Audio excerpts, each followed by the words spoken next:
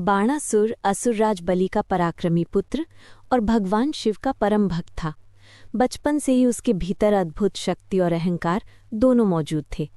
कठोर तपस्या के बाद जब महादेव उसके सामने प्रकट हुए तो बाणासुर ने उनसे असीम शक्ति की इच्छा जताई।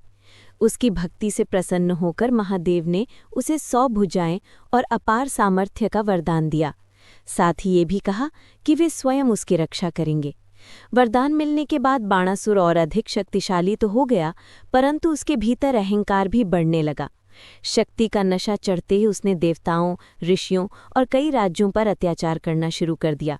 बाणासुर सोचने लगा कि उसकी शक्ति का कोई मुकाबला नहीं, लेकिन जैसे जैसे उसका अहंकार बढ़ा, वो चुनौती की खोज में भटकने लगा।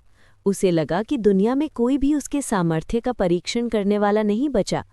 इसी अहंकार में उसने एक दिन कैलाश पर जाकर शिव से कहा, प्रभु, मुझे कोई योग्य प्रतिद्वंदी दीजिए, मेरे 100 हाथ व्यर्थ जा रहे हैं।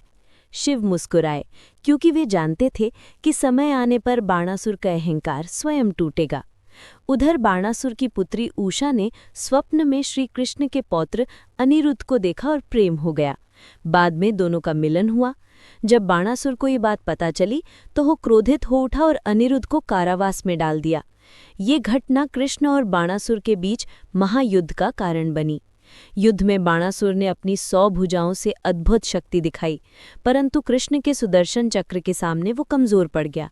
तभी महादेव स्वयं प्रकट हुए और युद्ध रोकने का प्रयास किया। कृष्ण ने भी शिव का सम्मान करते हुए बाणासुर का वध नहीं किया, केवल उसकी 100 भुजाएं काटकर उसे अहंकार मुक्त किया। अहंकार टूटने के बाद बाणासुर ने क्षमा मांगी। महादेव और कृष्ण ने उसे जीवन दान दिया। इस प्रकार बाणासुर को समझ आया कि शक्ति का असली मूल्य विनम्रता